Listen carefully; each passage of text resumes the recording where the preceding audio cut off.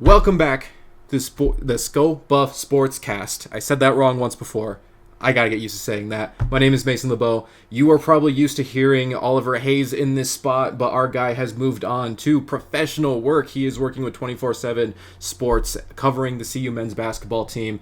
You guys are probably familiar with him. You know how good he is at this, and someone else noticed that. And so if you guys want to hear really good analysis on what is happening over there, you can still find Oliver. He's readily available, and he's going to give you the very best in that regard. I am here in his place, but I'm still here joined by Harrison. Harrison, how have you been over the last few months of school, Colorado, sports, everything that we're going to catch up on here? I've been great. There's a lot to catch up on. I mean, the last podcast was a little bit after the Cincinnati football game. Which was, I think, Halloween. So yeah, around 4 months at least since the last podcast. Plenty to catch up on. We're gonna get going. And we want to get ahead of next season. Oh, sorry. Go for it, sorry. We're not gonna tell you again how the football season ended and all these details. We're gonna be more topical today, but still a lot with football and basketball to get into. So take it away. Yeah, there is a lot we want to cover, and before we get to next season, we kind of got to figure out how last season ended. You guys don't need to know. They lost to BYU in the bowl game. It would have been really fun to pick up a bowl game, but again, bowl games are kind of going in a weird direction. For a minute there, it looked like the game versus BYU might have been the Big 12 championship when they were at the top of the conference and we were soaring through. And then we lost to Kansas, and then BYU lost a bunch. And then it ends up that Arizona State is like this powerhouse that made a college football playoff run. And so that season didn't quite go as well as we wanted to. But if you guys have been with the Buffs as long as we have, that was the best season in recent history. Travis Hunter being one of the most important players probably in the school's history, soon to be going to the draft, which we're going to hit here. What was your biggest takeaway by the end of the season with how it ended? It seems like we're kind of switching how regimes are going to look. We had Shedeur Sanders last year as our quarterback. We're now resetting in the quarterback department. We're going to be getting younger. Obviously, we lose Travis Hunter. And so we are kind of entering a new era of Deion Sanders football. And so from the last one, what really stood out to you over the back half of the season, we can even say? Well, since we last talked, the Buffs put themselves in the college football playoff picture, in the Big 12 championship vicinity. And while they had a tough loss down the stretch to Kansas, they played to the end. They still had a chance on the last day of the season. And, in that bowl game, obviously went atrociously. But the fact that Travis Hunter won the Heisman, just beating out Ashton Genty, those accomplishments combined with the record and the upward trajectory and all the steps forward, despite some of the losses and new additions now and how different the team looks, the Buffs still really came away. If you read my column, they came away from a season in which it was magical. It was something that we'll never see again. As far as I can remember. There probably will never be someone like Travis Hunter again in terms of being as groundbreaking as he was for the sport as a whole, on both offense and defense, and having the Heisman season he had. Obviously, there could be players that perform better than him down the line. Who knows? College football is in such a different spot. But to be the first that really soars to his heights. Hunter did an amazing job at that, and will likely be selected in the draft soon. We're only about a month and a week out from Green Bay, Wisconsin, the NFL draft, and both him and Shedeur Sanders will likely be selected in the top 10. And I think for the Buffs, it will just be another great accomplishment. They've had years with more players drafted than they're going to have. They had 2 years where they had 10 players, teams where 10 players were drafted, and this year will probably be 2 or 3, even though there were 4 at the combine. But either way, you can look back on the season with so many fond memories, from the LeJontay Wester Hail Mary catch to beat Baylor in that overtime fiasco and storming the field, then not storming the field, and then letting the game or the review play out to seal that win.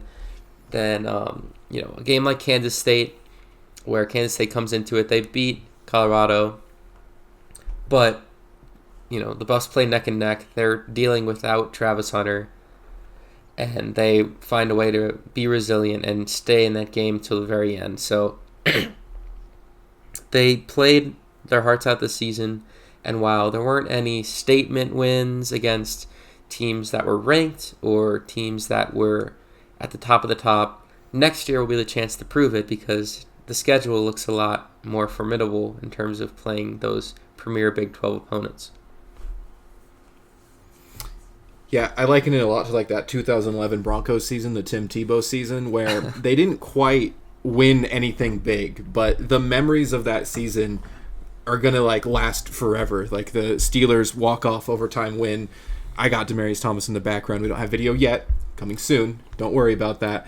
But one of my favorite all-time players. And, Tim Tebow didn't make it very long in the NFL, but that 2011 season was something special. This is the exact same way. So many things happened that were so fun. If Shedeur Sanders ends up being a long-term NFL quarterback, which is a whole other discussion, then we're going to remember the 2 years he played here for a long time.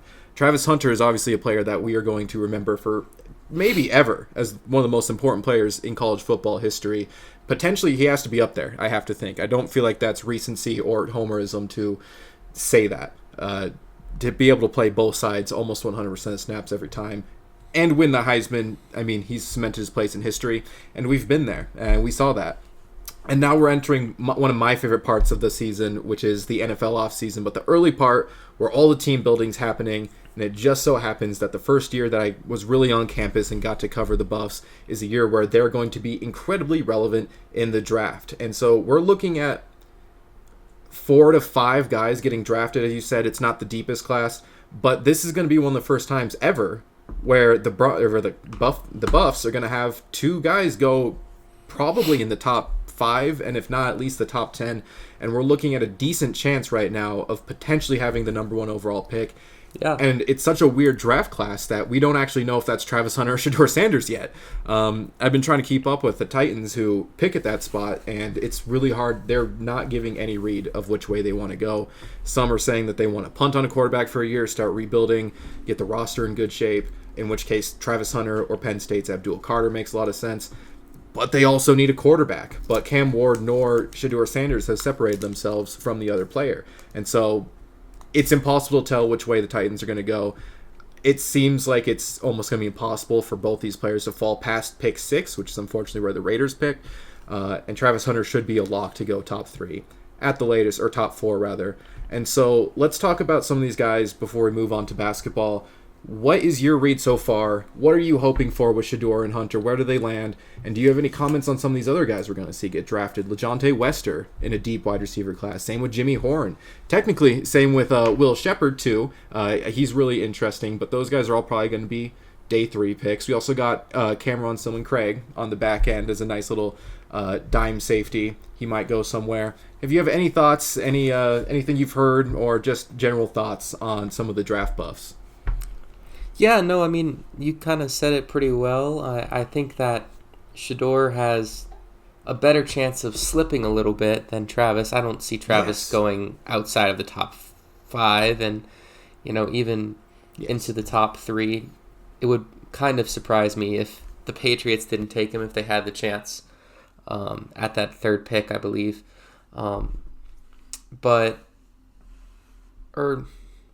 Actually, I think, was it Cleveland has? I know Cleveland's that at pick 2. Yeah, Cleveland has pick 2. I know that Tennessee is pick 1, and they don't really have a read. And Abdul Carter, who was a standout to possibly be that number 1 pick, he had surgery recently, so he's going to have a lot of injury questions going into the draft, and that's something that Shedeur nor Travis have. So I think for right now, is the Giants that have number 3 pick. Patriots have number 4. Yep. So I think Yes. Travis goes... The Giants need a quarterback as well. I think for Travis, my dream landing spot actually is New England. Because I think that is... I know that all these teams don't have the very bright futures. But for Travis's individual prowess, I think New England is the best landing spot he could go to where he'd be allowed to play offense and defense. If that's something he really wants to do, it would be perfect for him to be opposite Christian Gonzalez at corner, and then also the Patriots having basically no explosiveness on offense, but an intriguing young quarterback in Drake May to have Travis Hunter to get the ball to would be a really nice combination that I think could end up working for New England. So if I had, dream landing spot in terms of realistic landing spots. Obviously, there may be better teams next year with him on it, like Jacksonville, because they really need a corner. They have pick at 5. Cleveland, I don't think they're as bad as their record suggested last season. They just play in a really, really hard division and have had plenty of quarterback troubles with Deshaun Watson and their defense not performing as well. Even with Myles Garrett, they'll know him going out the door, most likely. So I think for Travis, landing spot's New England. For Shador, landing spot for me is, I think, Vegas. In terms of... Yeah, that's where the connections have been. I think Vegas would be the dream landing spot for me. Obviously, I'm a Saints fan. If he falls to number 9, I wouldn't be mad one bit. But to have Devontae Adams, a veteran receiver that can help him out, to have a decent offensive line, it's not special, but you have Colton Miller, you have pieces there. And then to have a solid number 2 receiver in Jacoby Myers and arguably the best tight end in all of football last season in Brock Bowers. Also young, also with plenty of time to help Shador develop. I think that would be a great spot for him. And if you get him an okay run game, I know that was something Vegas lacked last season, but maybe they go and get a solid running back to put by his hip in round 2. I think that would be a great spot for him. And then for the other guys, they ran decent 40s. They didn't really stand out at the combine. I think 4.46 for both of them. Maybe Horn ran something a little bit there. less. It was solid times. It was nothing outstanding. Yeah, but I don't know. I think Wester has a chance, but I think I worry, and a lot of teams are going to worry about their size. Especially Jimmy, with the injuries he kind of dealt with last season. And, him not being him being scouted for his speed, and then his 40 time is just kind of, I think it was above average, but it was around middle of the pack compared to where most receivers ended up. I don't know if they're going to get drafted. The only 2 I know are going to be Shador and Travis. And for Cam Sillman-Craig, for guys like Will Shepard, even like a BJ Green, I picture them all getting undrafted invites, them ending up on training camp rosters, but I couldn't tell you for sure where they could end up. That would be perfect for them. Though I think with the right situation, a guy like Wester could be a real game-breaking talent somewhere, though it has to be the right spot. Yeah, they did both run 4.46 exactly. Yeah. Good times for them, but neither were top 10. I don't even think top 15 by the looks of this. So good times, nothing that really set them apart. I don't disagree with you at all that New England would be a good spot for Travis Hunter. I personally just still hate New England, and so I think that's the difference. That's fair. See, once Brady and Belichick left, I'm not going to be, I'm not going to call them the evil empire anymore. They're not the evil empire, but they need to deal with what they were for a while. We need reparations here, and they need to be in the cellar for a few, at least a decade for me. And it's been about 5 years. I have a Patriots fan. Oh, Oliver's a Patriots fan. He is. And so for some reason, despite the fact that we're so far from Boston, I know. I wish I could talk to him about that. I'm going to have to bring it up next time I see him at the meeting or something. We're so far from Boston, and yet I know way too many Boston fans, and that's really frustrating. I hate Boston for the Red Sox, for New England, even the Bruins a little bit. So personally, Okay. but I think if Travis Hunter's actually going to get to play both sides, I do worry a little bit about Mike Vrabel, their head coach, being a little bit too old school, rah. I'm not going to let anything new happen on my watch. Potentially, I don't know that for sure. He let Derrick Henry play quarterback.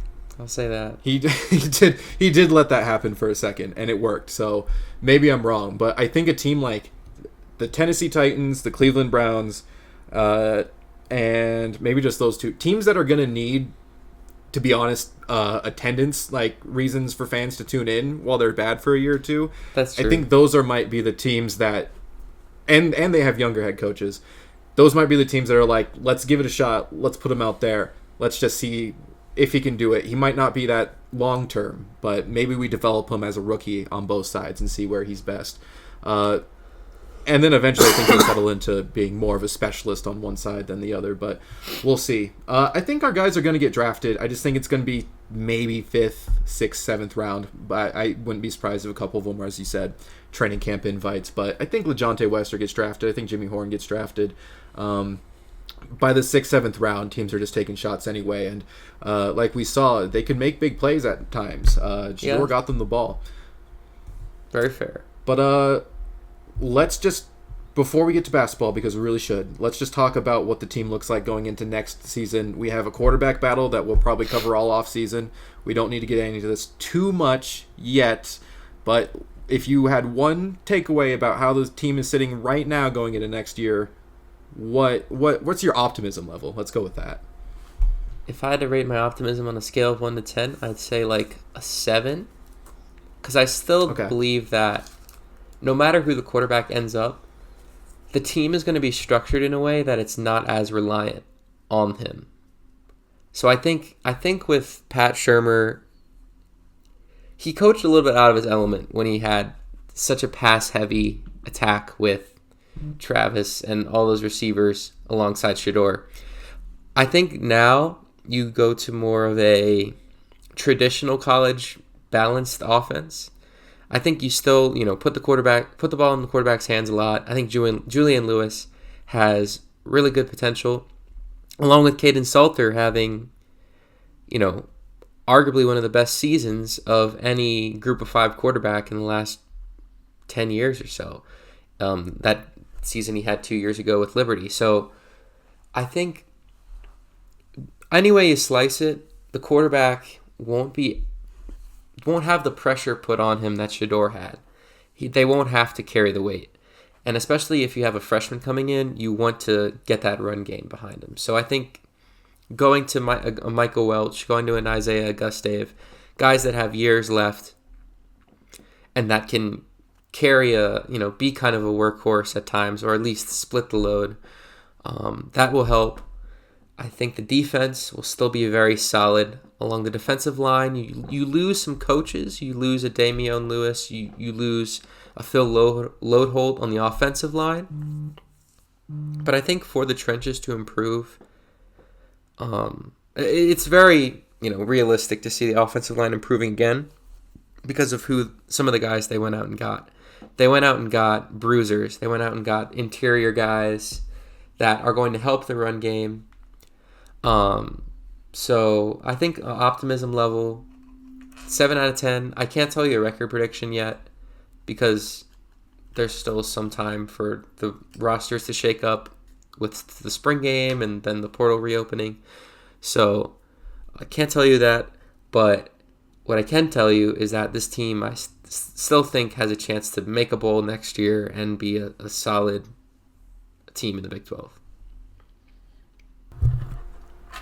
I'm a little lower. I'm closer to a 5 than you. Okay. I think it might just be a bit of a reset year. I think everything you said is valid. And I think the big thing for us might be that Robert Livingston, our defensive coordinator, might actually be kind of a star in the making. Yeah. He interviewed for the Saints job. He interviewed for your guys' job. He did. I saw and then almost got that. there. And apparently another report came out, I think from Rap reporter Schefter, and said they were blown away. And they actually considered making that move, which would have been brutal for us, but it does say a lot about how respected he is in both the NFL circles and the college football circles. And so I would love it if we become a more balanced offense and we could run the ball better and win through defense. It won't be as flashy as I think Dion might like it, but it is a good way to win games. And so if Caden Salter, who is our transfer quarterback, ends up playing up to his potential, which in 2022, I mean, he played super well. He had that season that you mentioned. He got on some watch out lists into 2023, has a down season. Now he's here. If he can bring that back and we can win through some fun quarterback play and some defense, I think we could be great. I think we can be just as good, if not a little bit better, as last year. I ultimately think that this team's probably going to want to get Juju more experience, and that we're going to be starting a freshman for most of the year, and we're cycling out a bunch of NFL guys. And it's ultimately going to be a bit of a transition year. But if we won more games than expected on the way, I would be stoked. Check out this transition. Speaking of young teams that might underperform next year or are underperforming currently, our men's basketball team is not very good. And that is a bummer. And that is, I feel like, putting it kind of nicely. I'm going to defer to you on a lot of this. I will say I've been more of an NBA guy most of my life, and so I'm only kind of I've been a March Madness guy most of my life too, but I haven't seen the inner workings of a full season. And so when Colorado jumps out to like a 7-1 non-con record to start the season, I was like, okay, maybe there's something here. I knew we had a younger team. We just sent like 3 guys to the NBA draft, and that was really exciting. We just had a fun March Madness run with the men's basketball team, a really good win over Florida. Or is that the game we lost?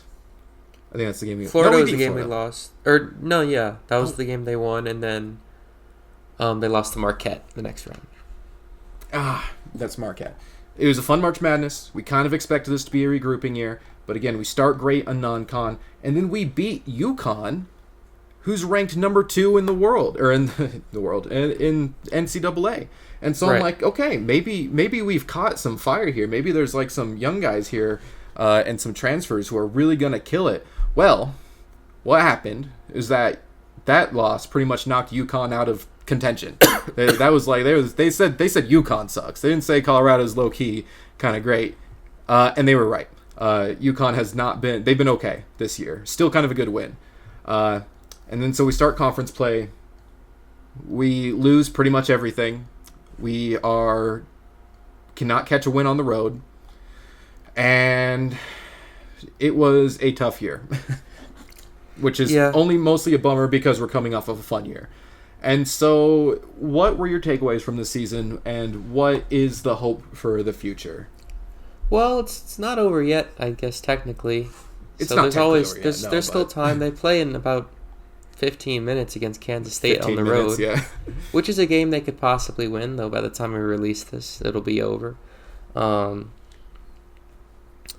I think just for this year, they managed to get the conference win that seemed to be almost an impossibility at certain points, where they would get close a lot of the time. They would play up to their competition, and then they would just completely fall apart in crunch time.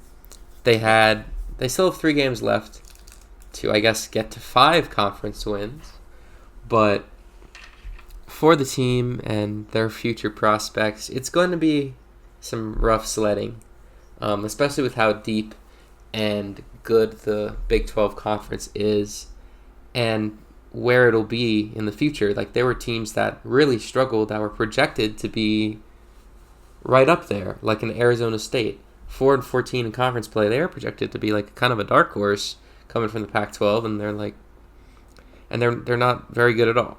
A team like Cincinnati was in preseason AP Top 25, only 7-11 in the Big 12 this season. So they're going to be better. A team like Baylor is going to be better. They have an incredible coach in Scott Drew, but they're only 9-9.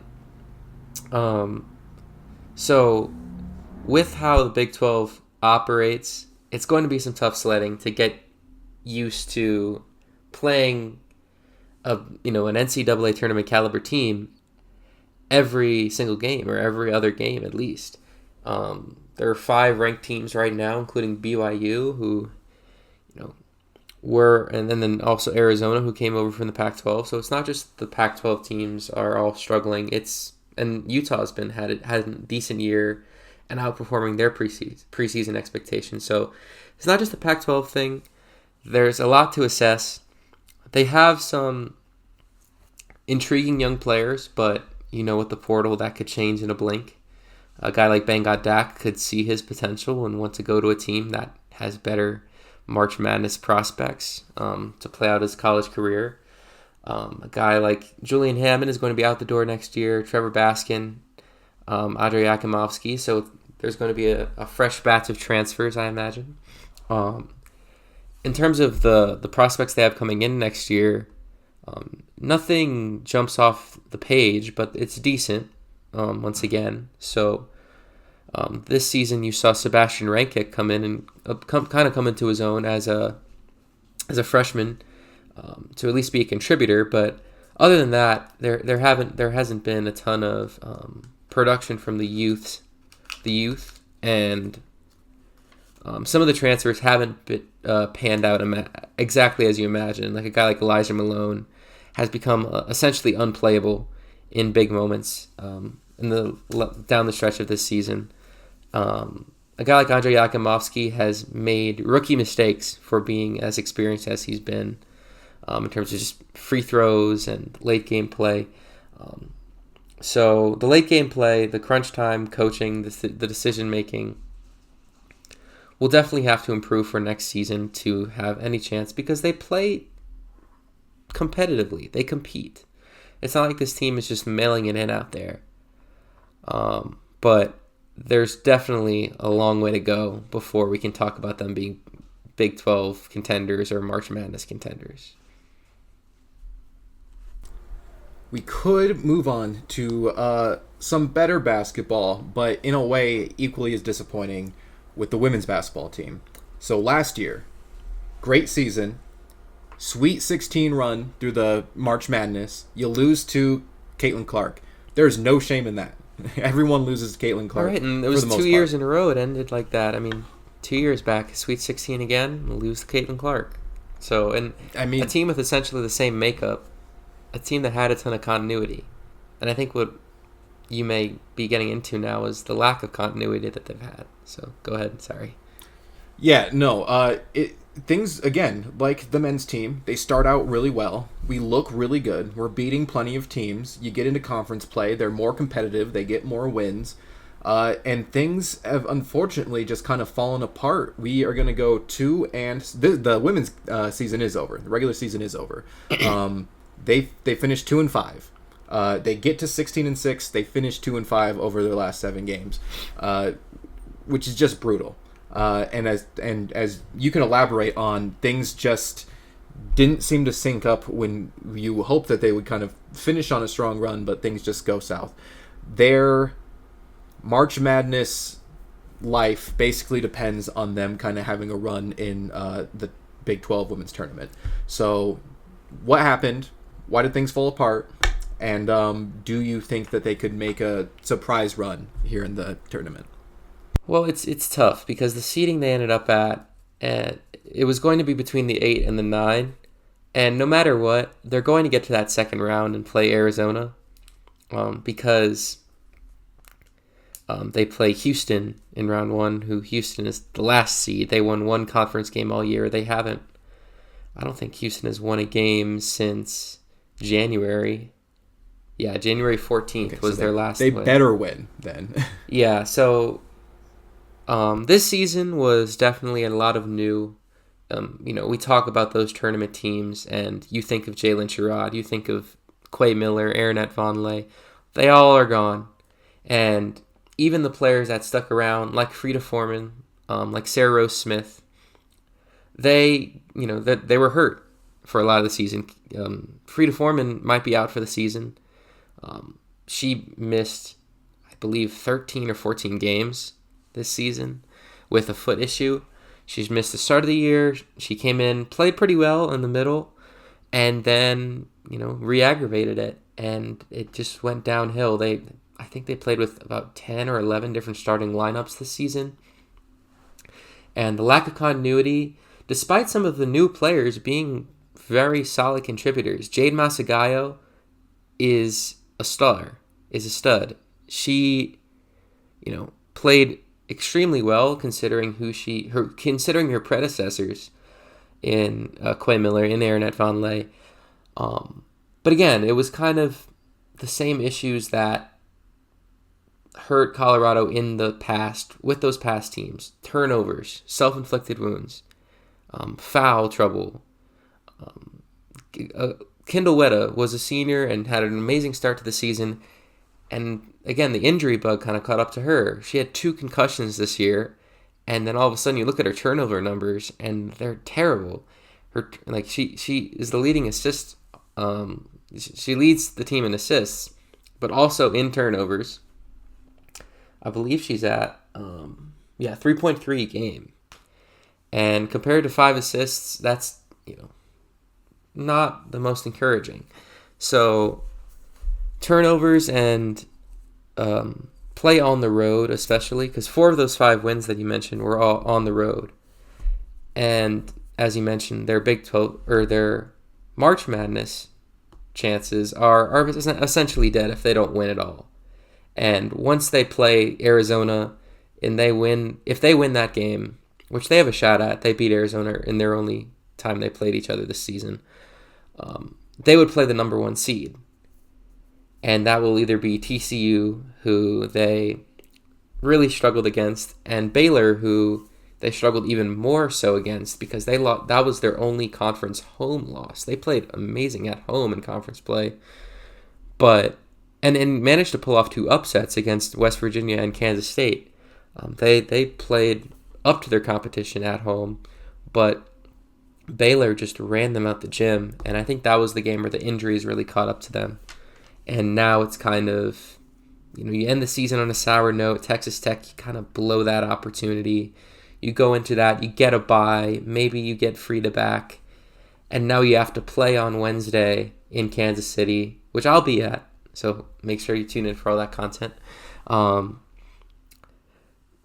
You play Houston, which you'll probably win, but again, you're going to be not as fresh for that game against Arizona. And you won't, and it's not a given that you're going to win anyway because of the fact that it's away from Boulder. They just could not win away from Boulder. 1-8 in conference play on the road. So yeah, there was a lot that went wrong, but again, I mean they were 9th in the preseason poll in the Big 12 because of all these new players, because of the lack of what to expect, and it was the lack of continuity that I think was the biggest issue, to have them finish exactly where they were projected to be.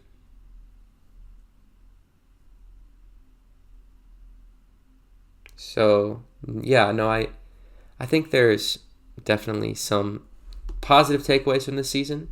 You have a Jade Masagayo that will be there next year and will continue to be productive as long as she decides to stick around. I know there's obviously going to be a lot of players out of the door, 6 seniors, including the only remaining pieces from those Sweet 16 teams in Frida, in Sarah Rose, in Kendall Wetta, and then 3 grad transfers that were very productive in Lior Garzin, Naya Murdu, and Johanna Tadere. So, you have some pieces out the door, and with college sports, it's going to be another year of a lot of transfer portal use, and you have a pretty good recruiting class coming in. And you have 2 freshmen, which you can imagine play significant roles again next year in Grace Oliver and Tabitha Betson. So, yeah, some positive takeaways, but again, lack of continuity has killed them in a year where they had to play in a new conference. Yeah, and typically what we're seeing from both the men's and women's team is all these are mistakes that are really killing them, which is road play and finishing games in the crunch.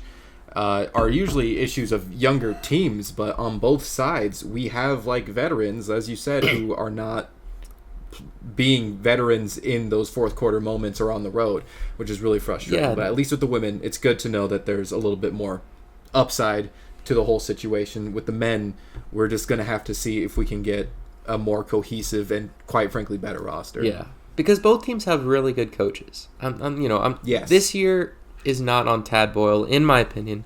I'll come to the defense. I know some people may not. But with what he had to work with, I think he did what he could to, get the best out of it, and it just wasn't there. You keep plugging away at it, and you can say, hey, maybe that's on his recruiting, that's on his scouting in the portal, which I'll hear you out at that point. But in terms of how they, finished this season, I'm not gonna call for him to get fired or anything. I think we need another year or two of this exact type of play before that can definitely be a possibility. And then JR, again, I mean, she has her flaws. She's not a perfect coach, but for what this team is and what this team needs, she's that. So,